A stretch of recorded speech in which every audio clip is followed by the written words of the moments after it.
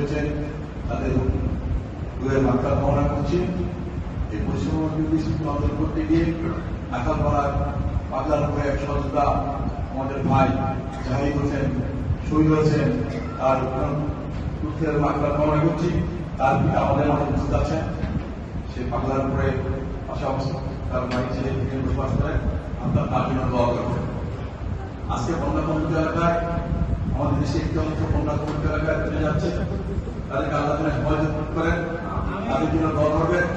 আর আমাদের বাংলাদেশের 3 বারের প্রধানমন্ত্রী দেশাত্মক এবং তাদের যে অসুস্থ, এই জন্য সুস্থ হন, তার জন্য দোয়া করবেন। আমাদের বিএনপির ভারপ্রাপ্ত চেয়ারম্যান তারেক রহমান এই সরকারি মিথ্যা মামলায় আজকে দেশে অবস্থান করতে পারছেন না, দেশের বাইরে অবস্থান করছেন, তিনি যেন অতি শীঘ্রই আসতে পারেন, তার জন্য দোয়া করবেন। আসলে আজকে একটি কথা না বলতে হয়, একটি পার্শ্ববর্তী রাষ্ট্র বাংলাদেশের বিরুদ্ধে আজকে অপপ্রচার চালাচ্ছে। তাদের মিডিয়া আজকে বলা হচ্ছে বাংলাদেশে হিন্দু সম্প্রদায়ের উপর আক্রমণ হচ্ছে, হিন্দু সম্প্রদায়ের মন্দির ভাঙা হচ্ছে। আমরা কিন্তু কোথাও দেখি না বাংলাদেশে এই ধরনের ঘটনা ঘটছে।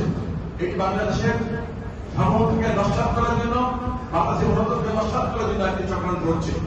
আমরা বাংলাদেশের মুসলমানরা ঐক্যবদ্ধ হয়ে এই সকল চক্রান্তের প্রতিরোধ করবো এবং বাংলাদেশের গণতন্ত্র প্রতিষ্ঠা করবো। বাংলাদেশে যে আমাদের যে সম্প্রীতি আমরা বজায় রাখবো, এটা আপনাদের কাছে আমার পার্টির তারেক রহমানের নির্দেশ, তারেক রহমানের আহ্বান। পাশাপাশি ছাত্রবিরোধী আন্দোলন করতে গিয়ে এই একটি স্বৈরাচারী সরকারের পতন হয়েছে। বাংলাদেশ আবার একটি স্বাধীন হয়েছে, বাংলাদেশ এবার একটি স্বাধীন রাষ্ট্র, স্বাধীনভাবে আমরা কথা বলতে পারছি, স্বাধীনভাবে চলাচল করতে পারছে, স্বাধীনভাবে মত প্রকাশ করতে পারছে। এই সুযোগে কিছু উচ্চকৃত মহল সারা ঢাকা শহরের বিভিন্ন জায়গায় চাঁদাবাজি, দোকান দখল, বাড়ি দখল করছে। আপনারা সে ব্যাপারে সদস্য থাকবেন, যারা এগুলা করছে তাদেরকে পুলিশে ধরে দেবেন, পুলিশকে সহযোগিতা করবেন। এই আহ্বান জানিয়ে আমি আমার বক্তব্য শেষ করছি। আসসালামু আলাইকুম।